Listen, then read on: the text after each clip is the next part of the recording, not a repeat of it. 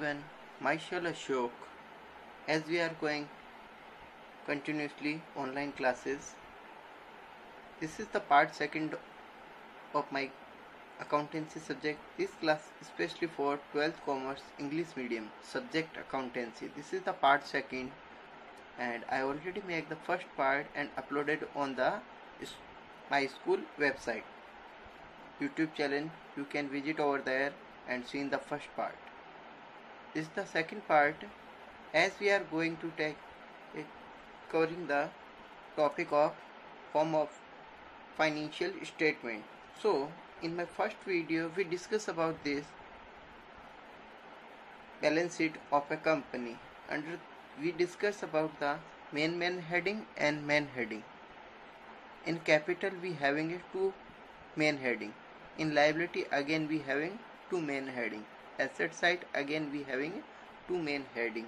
If I am talking about main heading, so we have two main heading. One is asset side, the called name is asset. Another, the main heading is equity and liability. I hope you can see in here, this is the main heading, equity and liability. This is main heading, and you can see in here the second heading is asset. So main heading. So I hope you clear this. So before I am going to start this class, just I want to ask few questions. As I already told in my first video, before starting the second video I will ask few questions. So my first question is that what are the main heading under the liability? Name. Please tell the name of the main heading of under liability. I just giving the few seconds, think about and give the answer. Then after I will give the right answer. Okay. In the liability side having two main heading. One is non-current liability, another is current liability. We also call long-term liability and short-term liability. I hope this is clear. You can see in here non-current liability, we also calling the long-term liability. Current liability, also the name is short-term liability. Now my second question is that tell me the two name of the main heading under assets. Under asset, tell me the two name. Think about. Just giving few seconds. Okay. Right answer is that the main heading is non-current assets and current assets. I hope this is clear. Now the last question.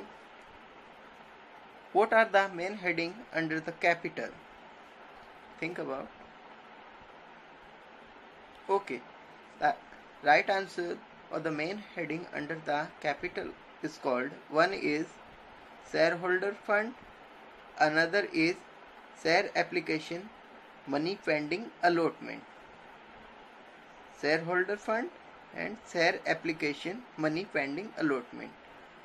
These are the major heading will help you to understand this balance sheet better.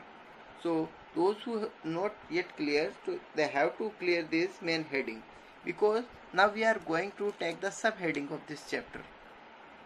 Clear? So let's see. I just saw the balance sheet. I cover here main heading. These are the four.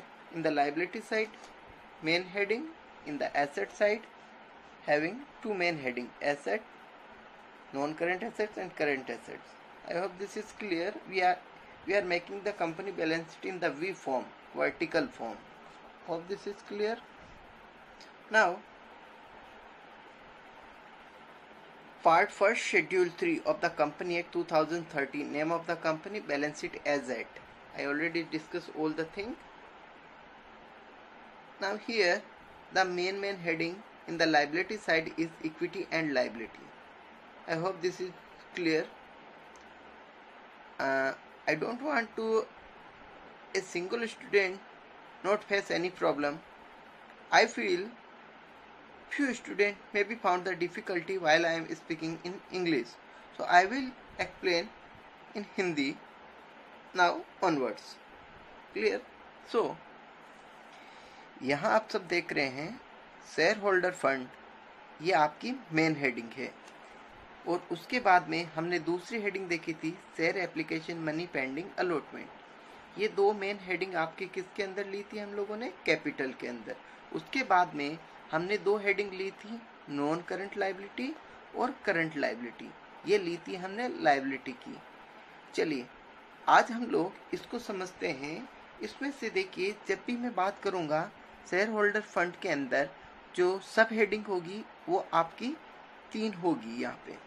तो पहली सब heading का नाम क्या है यहाँ पे? Share capital.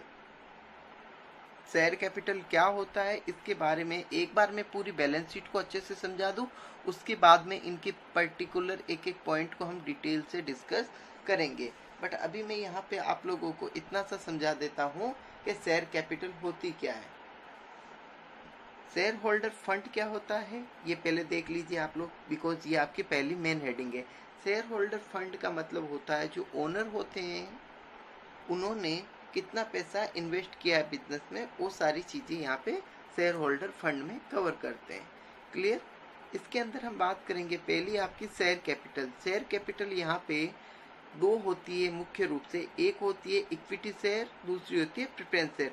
अब इनके अंदर भी कई सारे पार्ट्स होते हैं, fully called up, fully paid up, authorize share, issued share. यहाँ इसकी काफ़ी बातें होती है जो हम शेयर कैपिटल के अंदर डिटेल से इसको समझेंगे, जो आपके 3 चैप्टर को हेल्प करेगा समझने में। कंपनी का एक सेपरेट चैप्टर भी है, वहाँ पे भी ये सारी चीज़ें काम आएगी। तो शेयर कैपिटल क्या है इसके लिए मैं अलग से एक क्लास के अंदर नेक्स्ट वीडियो के अंदर पूरा डिटेल से इसको समझेंगे। अभी फिलहाल हम लोग ये समझेंगे, जैसे सपोज मैं आपसे बोलता हूँ इक्विटी शेयर की मेन हेडिंग और सब हेडिंग बताइए, तो इक्विटी शेयर कैपिटल की सब हेडिंग तो हो जाएगी शेयर कैपिटल और मेन हेडिंग हो जाएगी शेयर होल्डर फंड। क्लियर है? चलिए आगे हम बात करेंगे। दूसरा हो गया आपका reserve and surplus. Reserve and surplus, यहाँ पे सरप्लस का मतलब समझेंगे, surplus is equal to profit. Surplus को ही दूसरा नाम हम लोग क्या बोलेंगे? प्रॉफिट। यहाँ पे देखिए क्या होता है रिजर्व एंड सरप्लस। सिंपल और साधारण शब्दों में मैं आपको समझाने की कोशिश करूंगा कि होता क्या है रिजर्व एंड सरप्लस। प्रॉफिट का कुछ पार्ट जो हम लोगों ने 11th में देखा होगा, ट्रेडिंग अकाउंट बनाया, P&L अकाउंट बनाया। जब P&L अकाउंट बनाते हैं तो वहाँ हमें क्या मिलता है? नेट प्रॉफिट या नेट लॉस। अगर हमें नेट प्रॉफिट होता है तो उस नेट प्रॉफिट को हम लोग क्या करते थे? कैपिटल में ऐड कर देते थे। तो यहाँ पर कैपिटल के रूप में तो शेयर होल्डर होंगे, तो ऐसे में जितना भी प्रॉफिट होगा वो सारा किसको दे देंगे? शेयर होल्डर को। कभी कभी कंपनी ये सोचती है कि अगर सारा का सारा पैसा का जो ओनर हैं, जो इन्वेस्टर हैं, उनको नहीं देके उसका कुछ पार्ट यानी थोड़ा सा पार्ट वो अपने कंपनी में ही रोक लेती है, फ्यूचर की कुछ प्लान हो उनको पूरा करने के लिए या अनसर्टेनिटीज को कवर करने के लिए कुछ पैसा होता। क्या आपको मैं एक एग्जांपल के थ्रू इस बात को अच्छे से समझाने की कोशिश करूंगा। मान लीजिए एक कंपनी है जिसने एक फाइनेंशियल ईयर में बहुत अच्छा पैसा प्रॉफिट अर्न किया। अगर वो कंपनी सारा पैसा किसको दे देती है? अपने इन्वेस्टर को। इन्वेस्टर खुश अपने घर लेके चले जाएंगे। उसके 2 महीने बाद ही कंपनी के पास एक आइडिया आता है कि राजस्थान के वेस्टर्न जोन के अंदर काफ़ी अच्छा अपॉर्चुनिटी है सोलर प्लांट की, उसके लिए हमें एक बड़ा अमाउंट की ज़रूरत है। तो ऐसे में कंपनी क्या करेगी? या तो इनको बोलेगी फिर से पैसे दो, या फिर क्या कहेगी? बैंक से लोन ले ले। इन दोनों कंडीशन में अगर इन्हीं से वापस पैसा मांगेगी तो फिर से इनको पूरा प्रोसीजर जो कंपनी एक्ट बता रखा है इश्यू करने का, शेयर वगैरह वो सारे फॉलो करने होंगे, या फिर बैंक से लोन लेना होगा तो उन्हें इंटरेस्ट वगैरह पे करना होगा। इन दोनों ही सिचुएशन में उसे कैपिटल को रेज करने में बड़ी डिफिकल्टीज आएगी। कंपनी यहाँ पे ये कहती है कि जब कंपनी के पास कोई विजन हो फ्यूचर के अंदर कुछ करने के लिए, तो वो क्या करेगी? उस पूरे प्रॉफिट को शेयर होल्डर को डिस्ट्रीब्यूट नहीं करके कुछ उसका पोर्शन साइड में रख देगी। उसी को ही हम बोलते हैं रिजर्व एंड सरप्लस। ये रिजर्व यानी कि हम लोगों के बाइक में भी होता है रिजर्व का सिस्टम, यानी कि इमरजेंसी में काम आने वाला। क्लियर है? तो उसी तरह ये रिजर्व आपके काम करेगा यहाँ पे। तो यहाँ पे कई सारे रिजर्व्स होते हैं, जनरल रिजर्व, कैपिटल रिजर्व, मैं कई सारे आपको नाम बताऊंगा। इंडिविजुअल हम लोग इसकी भी बारे में बात करेंगे, क्या होते हैं security premium reserve and all, उन सब का क्या यूजेज होता है वो भी हम डिटेल से पढ़ेंगे। क्लियर है? एग्जाम में आपके इसका कैसे क्वेश्चन आता है, जैसे सिक्योरिटी प्रीमियम रिजर्व की सब हेडिंग और मेन हेडिंग बताइए। तो सिक्योरिटी प्रीमियम रिजर्व की सब हेडिंग तो हो गई रिजर्व एंड सरप्लस, और मेन हेडिंग क्या हो गई, शेयर होल्डर फंड। क्लियर हो गया आपको? तो इस तरह से जनरल रिजर्व, दूसरा एग्जांपल क्या हुआ, जनरल रिजर्व की सब हेडिंग और मेन हेडिंग बताइए। तो जनरल रिजर्व भी किसके अंदर आता है, रिजर्व एंड सरप्लस, ये क्या हुई आपकी सब हेडिंग, और मेन हेडिंग क्या हो गई आपकी शेयर होल्डर फंड। तो यहाँ पे इस तरह से आपको इंडिविजुअल आइटम दे दिए जाएंगे और उनकी सब हेडिंग और मेन हेडिंग आपको बतानी होगी। आई होप ये भी क्लियर है, आपको सारे में नाम लिखवा दूंगा। क्लियर है?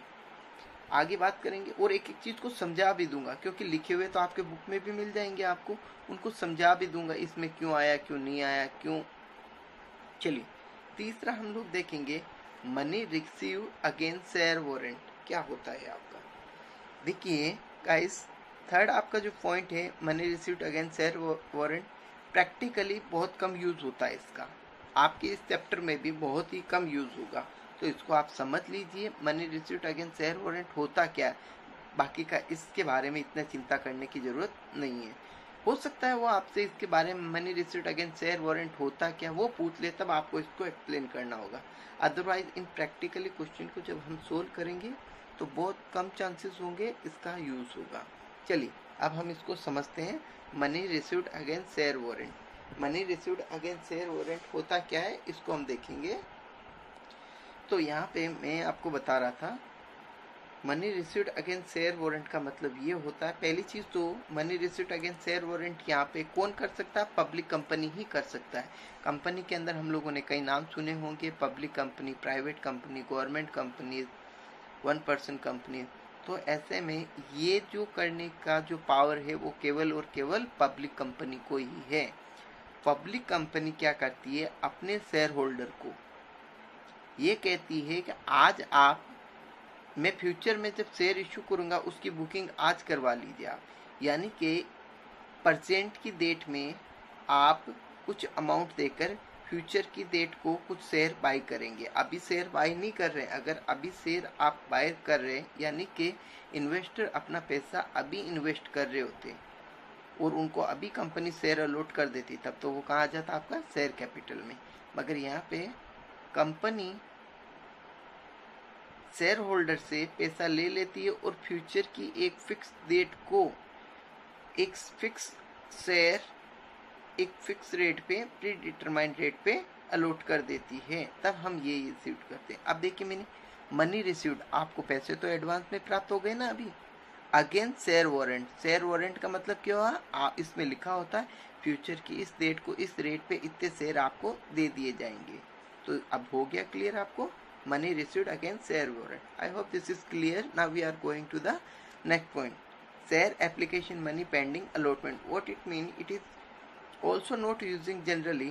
ये भी आपके बहुत ही कम यूज में आता है, तो इसको और इसको लेकर आप चिंता नहीं करें, वो केवल इसके बारे में पूछ सकता है मेन हेडिंग क्या होती है, तो ये आपकी मेन हेडिंग होती है। एक चीज ध्यान रखना स्टूडेंट, इसकी कोई भी सब हेडिंग नहीं होती है, इसकी कोई भी सब हेडिंग नहीं होती है।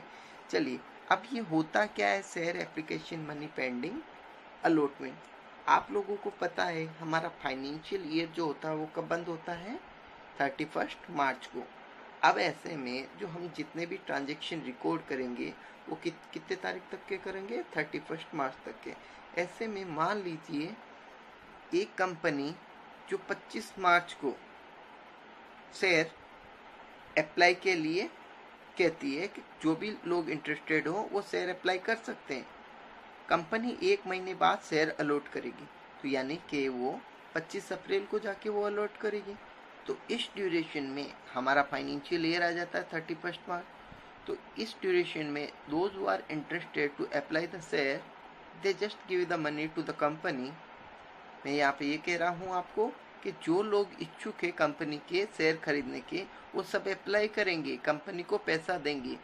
तो कंपनी के पास पैसा तो 31 मार्च से पहले ही आ सकता है, मगर उनको शेयर तो अगले फाइनेंशियल ईयर में मिलेगा ना। तो ऐसे में share application money pending allotment, यानी कि एप्लीकेशन की मनी तो आ गई है, मगर अलॉट यानी कि उनको शेयर देंगे नहीं देंगे, कितने देंगे और कब देंगे, ये चीज़ अभी डिसाइड नहीं हुआ है। तो ऐसे शेयर होल्डर को यहाँ लेते हैं। अगर मान लीजिए किसी शेयर होल्डर ने अप्लाई किया और हमने उसको अलॉट कर दिया है, तो वो यहाँ पर नहीं आके कहाँ आ जाएगा, यहाँ पे आ जाएगा, शेयर कैपिटल के अंदर। क्लियर है ये? चलिए आगे हम बात करेंगे। इतना समझने के बाद में नॉन करंट लायबिलिटी क्या होती है। ये आपकी मेन हेडिंग होती है, इसके अंदर आपके ये 4 सब हेडिंग होती है। नॉन करंट लायबिलिटी को समझने के लिए आपको मैं इसके साथ में ही मेन हेडिंग को मैंने पहले ही समझा दिया था, करंट लायबिलिटी और नॉन करंट लायबिलिटी। ऐसी लायबिलिटी का मतलब क्या होता है कि हमें पेमेंट करना है, हमारी लायबिलिटी है टू पे द लायबिलिटी। क्लियर है? ऐसी लायबिलिटी जहाँ पे हमारी ड्यूटीज है, ऑब्लिगेशंस है, उनको पैसा देना मोर देन आफ्टर 1 ईयर, एक फाइनेंशियल ईयर से ज़्यादा समय के बाद में हमें पैसा देना होता है। With in a financial year अगर हमें पैसा देना होगा तो वो किसके अंदर आ जाएगा, करंट लायबिलिटी के। अगर हमें किसी को वापस रीपे करना है मोर देन 1 ईयर, तो हम उसको किसके अंदर कवर करेंगे, नॉन करंट लायबिलिटी के अंदर कवर करेंगे। ये आप लोगों को क्लियर हो गया होगा। इसके बाद में हम देखेंगे कि पहला सब हेडिंग आता है आपका लॉन्ग टर्म बोरोइंग।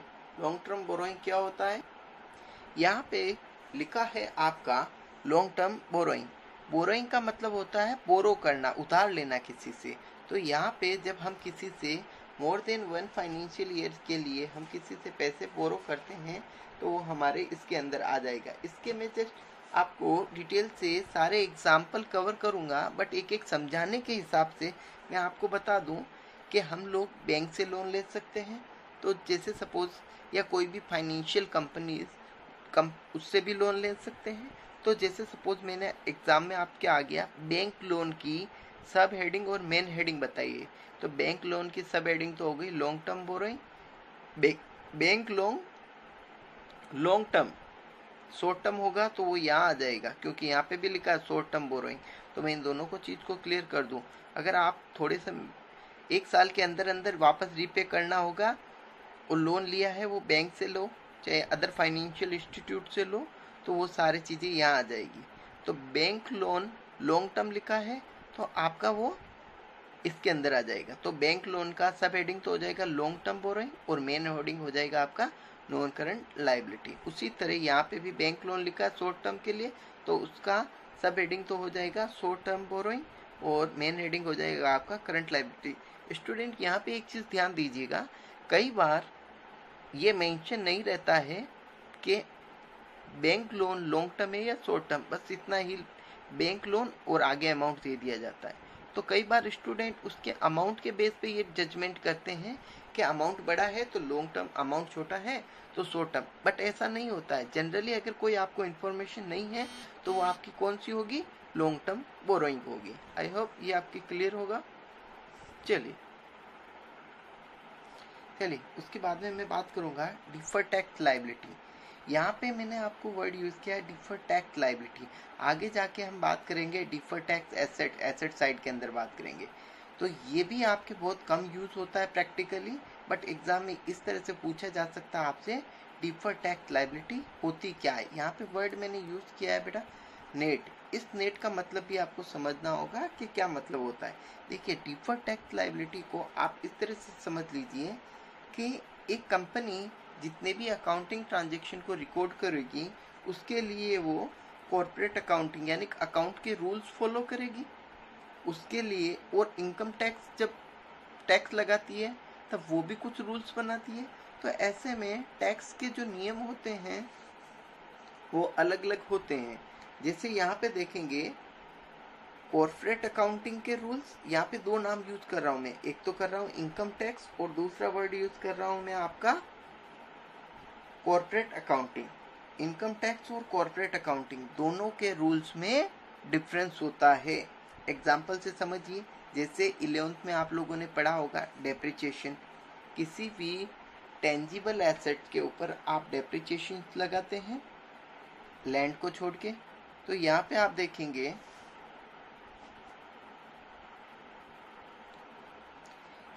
देखेंगे, कि डेप्रिसिएशन के दो मेथड होते हैं, एक तो स्ट्रेट लाइन मेथड और diminishing method. Straight line method या डिमिनिशिंग मेथड, आप लोगों ने देखा होगा कि यहाँ पे कोई भी हर कंपनी या हर बिजनेसमैन अपने अपने हिसाब से डिसाइड करता है कौन सा मेथड यूज करना है। उसके साथ में वो कंपनी या वो बिजनेसमैन डिसाइड करता है कि उनके ऊपर डेप्रिसिएशन कितना लगाना है। हर पर्सन अपने अपने एक्सपीरियंस के बेस पे लगाता है, कोई 10%, कोई 5%, आप लोगों ने देखा होगा। बट ये सारे किसके अंदर करते हैं ये लोग? हम जनरली कॉर्पोरेट अकाउंटिंग या फिर अकाउंट के अंदर जो ट्रांजैक्शन रिकॉर्ड करते हैं वहाँ पे यूज करते हैं। बट इनकम टैक्स से ऐसे नियम जो अकाउंटिंग के आप जो बनाते हैं मेथड कौन सा लेना है, तो वैसे वो इनकम टैक्स कॉर्पोरेट अकाउंटिंग के मेथड जो होते हैं उनको नहीं मानता है कि आप अपनी मर्जी से, वो कह रहा है कि जो मैं बता रहा हूँ आपको उसी से ही फॉलो करना पड़ेगा। दूसरा, क्या परसेंटेज होंगे? आप अपनी मर्जी से 5%, 10% रखते हैं, इनकम टैक्स अपने हिसाब से डिसाइड करता है। तो ऐसे में दोनों के बीच में काफी डिफरेंशिएट होता है। क्लियर हुआ आप लोगों को? एक चीज जैसे एग्जांपल दूं मैं आपको, आप लोगों ने देखा होगा कि कंप्यूटर पे हम लोग जनरली डेप्रिसिएशन जो लगाते हैं कितना परसेंट लगाते हैं? 10%, 20%, इतना होता है आपका 5%। बट इनकम टैक्स कहता है कि कंप्यूटर के ऊपर आपको डेप्रिसिएशन जो होगा वो 60% यानी कि 60% डेप्रिसिएशन लगाना होगा। हमने कभी नहीं देखा कोई भी ऐसा क्वेश्चन 11th में जिसके ऊपर 60% डेप्रिसिएशन लगता होगा। यहाँ तक कि जो हम लोग बुक्स वगैरह यूज करते हैं इनकम टैक्स की, वो उनके ऊपर तो वो कह रहा है कि 100% डेप्रिसिएशन लगाओ। कौन? इनकम टैक्स, जबकि अकाउंट में हम लोग नहीं लगाते। तो इस तरह से परसेंटेज भी काफी डिफरेंस आते हैं। तो इस वजह से क्या होता है, हमने जो अकाउंट बनाया उसके हिसाब से टोटल टैक्स कितना बना। जैसे हमने टैक्स हमारे हिसाब से टैक्स बना है 10,000 रुपये और इनकम टैक्स के हिसाब से टैक्स बना है 12,000 रुपये, तो इसका मतलब हमें 2,000 रुपये और पे करना होगा। तो 12,000 में से 10,000 माइनस कर देंगे, एडिशनल हमें और कितना पे करना होगा, उसी को ही हम लोग कहेंगे डिफर्ड टैक्स लायबिलिटी। तो in the short meaning, difference between income tax and accounting tax is called deferred tax liability. I hope this is clear. उसी के रिवर्स समझ लीजिए आप लोग, जब आपने जो इनकम टैक्स, आपने जो अकाउंटिंग का टैक्स हो गया आपका 20,000 रुपये और इनकम टैक्स का टैक्स हुआ 18,000 रुपये, तो ऐसे में आपने ज़्यादा पे कर दिया, तब वो आपकी एसेट बन जाएगी, तब वो क्या कहलाएगी? डिफर्ड टैक्स एसेट, और वो हम आगे पढ़ेंगे। क्लियर हो गया ये आपका? आगे हम बात करेंगे other long term liability. Other long term liability का मतलब क्या होता है? देखिए यहाँ पे स्टूडेंट समझना जरूरी है। यहाँ बोरोइंग का हो गया, जब हम कोई चीज बोरो करते हैं तब वो यहाँ मेंशन करते हैं। मगर हम लोग कभी कभी कोई एसेट्स वगैरह बाई करते हैं क्रेडिट पे या फिर इंस्टॉलमेंट में, तो ऐसे में हमारी लायबिलिटी होती है कि उन इंस्टॉलमेंट का टाइम टू टाइम पेमेंट करना होता है। तो वो सारी यहाँ पे आ जाएगी। जैसे कोई भी आपने मशीन, फर्नीचर, बिल्डिंग, कोई भी आपने लोन ईएमआई के रूप में लिया है, यानी आप लोग उसकी किस्तें भर रहे हैं, वो एसेट्स भी आपको मिल गई है, बट उसके जो पेमेंट है आपको इंस्टॉलमेंट में करना है। यहाँ पे तो पर्टिकुलरली बोरो करते हैं मनी को और फिर उसको जहाँ चाहे जैसे चाहे यूज करते हैं, मगर यहाँ आपको आइटम मिलता है और आइटम का ही बाद में आप यूज करते हैं। तो वो सारी चीजें किसके अंदर आ जाएगी? अदर लॉन्ग टर्म लायबिलिटी के अंदर। क्लियर हो गया ये आपको? तो ये सारी जो चीजें मैं समझा रहा हूँ आपको, ये सारी चीजें क्या है? सब हेडिंग है। लास्ट देखिए आप, long term provision. Long term provision एक तरह से आप देखेंगे कई ऐसी चीज़ें होती है, जैसे एक बड़ी कंपनी के अंदर कई सारे एम्प्लॉय काम करते हैं। एम्प्लॉय जब काम करते हैं तो उनका एक प्रोविडेंट फंड करके अकाउंट ओपन होता है, जिसके अंदर कंपनी अपना उनका पैसा सेव करती है। जब वो रिटायर होते हैं तब उनको वो पैसा दे दिया जाता है। तो ऐसे में वो कंपनी क्या करती है, पैसा अपने पास रखती है, तो वो पैसा बाद में देना होता है, तो वो यहाँ पे आ जाता है। Employee Provident Fund is one of the example for the long-term provision. I hope this is clear. So these are covered under the non-current liabilities. I hope I explain in simple way Hindi language. So I hope all the students get clarity about all the things. If you student just remember these words, ke these are the subheading, these are the major heading, these are item are covered under this heading. So this will not help your. But if you are try to understand all the concept, this will help you better to on this command, on this chapter. Okay. In the next, current liability. तो यहाँ पे देखेंगे current liability के अंदर भी हम लोगों ने बात की थी लॉन्ग टर्म बोरोइंग की, वो सेम वैसे ही मैंने समझाया था वहाँ पे। यहाँ पे देखिए लॉन्ग टर्म बोरोइंग होती है या शॉर्ट टर्म होती है, ये चीज़ क्लियर है। एक साल के अंदर अंदर हम पैसे वगैरह बोरो करते हैं तो उसको हम लेते हैं। यहाँ पे एक चीज़ और होती है डिबेंचर। अब डिबेंचर क्या होता है, वो पर्टिकुलर एक आइटम है। तो जैसे सपोज मैंने आपको बात कर दिया डिबेंचर का यहाँ पे, तो डिबेंचर का सब हेडिंग और मेन हेडिंग बताइए। तो सब हेडिंग हो जाएगा लॉन्ग टर्म बोरोइंग और मेन हेडिंग हो जाएगा आपका नॉन करंट लाइबिलिटी। इस तरह से आपके सब हेडिंग और मेन हेडिंग आ जाएंगे। क्या होते हैं, एक एक आइटम को हम नेक्स्ट वीडियो के अंदर कवर करेंगे। उसके बाद में आता है ट्रेड पेबल। ट्रेड पेबल के अंदर बेसिकली क्योंकि यहाँ पे दो ही आइटम है इसलिए मैं एक्सप्लेन कर देता हूँ। दो आइटम आते हैं यहाँ पे, आता है एक तो क्रेडिटर्स, दूसरा आता है बिल्स पेबल। तो आपसे ये पूछ लिया जाए बिल्स पेबल की सब हेडिंग और मेन हेडिंग बताइए, तो सब हेडिंग तो हो जाएगी ट्रेड पेबल। ऐसे ट्रेड करने से लिए मतलब कि आपने ट्रांजेक्शन किए है, बिजनेस को खरीदना या क्रेडिट परचेज वगैरह किया है, उस ड्यूरेशन में आपकी लाइबिलिटी जनरेट हुई है। तो वो दो चीज़ से हो सकती है, या तो आपके क्रेडिटर बने हैं कोई, या फिर आपने कोई बिल दिया है। तो bills payable and creditor both are cover under the trade payable. This is the sub heading and this the main heading. I hope this is clear. तो अगर मैं पूछूं बिल्स पेबल का सब हेडिंग क्या है, ट्रेड पेबल, मेन हेडिंग क्या है, करंट लाइबिलिटी, क्रेडिटर का सब हेडिंग, मेन हेडिंग, क्लियर है। उसके बाद में मैं आपसे बात करूंगा, आपके यहाँ पे दे रखा है अदर करंट लाइबिलिटी, क्लियर है। यहाँ पे भी ये सेम वैसे ही समझा रखा है अदर करंट लाइबिलिटी के लिए, जैसे कस्टमर से एडवांस मिला है, आपको कोई भी चीज़ के लिए एडवांस बुकिंग करवाई है, तो अभी तक आपने उसका काम कंप्लीट किया नहीं, but within a financial year you have to complete the work and get the money, then only this liability will be remove. तो यहाँ पे जो भी कस्टमर से एडवांस में मिला है और एक फाइनेंशियल ईयर में आपको वो काम करके देना है, तो वो किसके अंदर आ जाएगी, इसके अंदर। तो इसके अंदर एग्जांपल की मैं बात करूँ तो एडवांस रिसिप्ट वगैरह यहाँ पे आ जाएगी, क्लियर है। उसके बाद में लास्ट आपके हो जाएगी short term provision. Short term provision के अंदर आपके एग्जाम्पल की मैं बात कर लेता हूँ, जैसे provision for tax, provision for dividend, provision for contingency, ये सारे एग्जाम्पल होते हैं। ये क्या होते हैं हम लोग नेक्स्ट वीडियो के अंदर अच्छे से समझेंगे। तो प्रोविजंस वो होते हैं जिसके अंदर आपको पैसे देने होते हैं, एक साल के अंदर आपने इतने एज्यूम करके रखा है कि इतना पैसा देना हो सकता है, क्लियर है। इसके लिए प्रोविजन फॉर टैक्स के लिए मैं एक चीज़ बता दूं, जब भी हम टैक्स पे करते हैं एक फाइनेंशियल ईयर में, वो हमारा फाइनल नहीं हो जाता है, वो तो हमारे अकाउंटिंग के हिसाब से हमें लगता है कि एक फाइनेंशियल ईयर में हमारा इतना टैक्स हुआ है।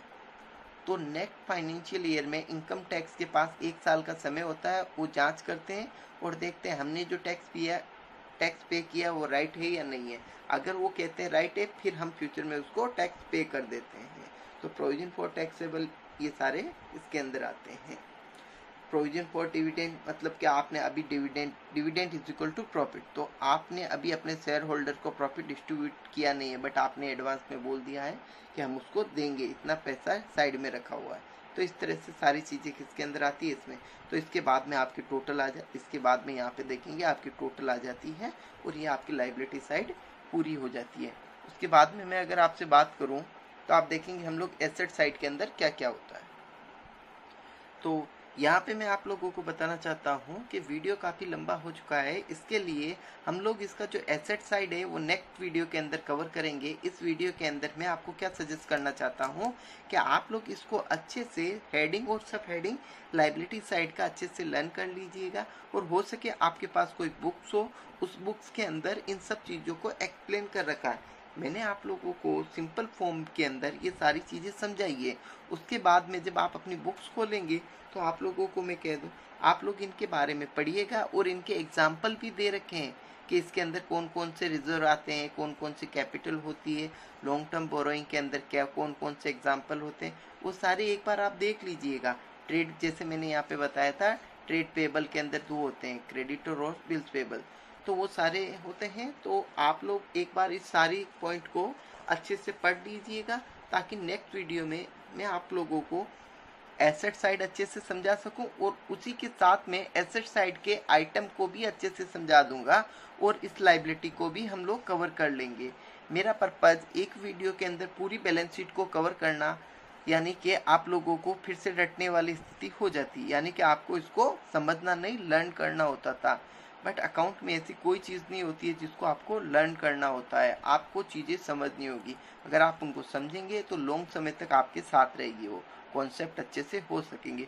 तो आपका जो होमवर्क रहेगा वो यही रहेगा, इस बैलेंस शीट को एक बार आप देख लीजिए, अच्छे से सुनिएगा, उसके बाद में बिना देखे कॉपी में कम से कम 3 बार इसको लिखेंगे, मेन हेडिंग सब हेडिंग, और फिर अच्छे से आप इसको करेंगे। तो नेक्स्ट वीडियो में मैं पूछने वाला हूँ आपको कि सब हेडिंग बताइए, मेन हेडिंग बताइए। तो इस लायबिलिटी साइड के इस पोर्शन को आप अच्छे से क्लियर कर लीजिएगा, फिर हम एसेट साइड को ही कर लेंगे। ये आपकी बैलेंस शीट 3 चैप्टरों में काम आने वाली है, डायरेक्टली और इनडायरेक्टली। तो आप लोग इस चैप्टर को सीरियस लीजिए, बहुत आसान है और काफ़ी स्कोरिंग भी कवर करता है। चलिए मिलते हैं हम नेक्स्ट क्लास में। Thank you.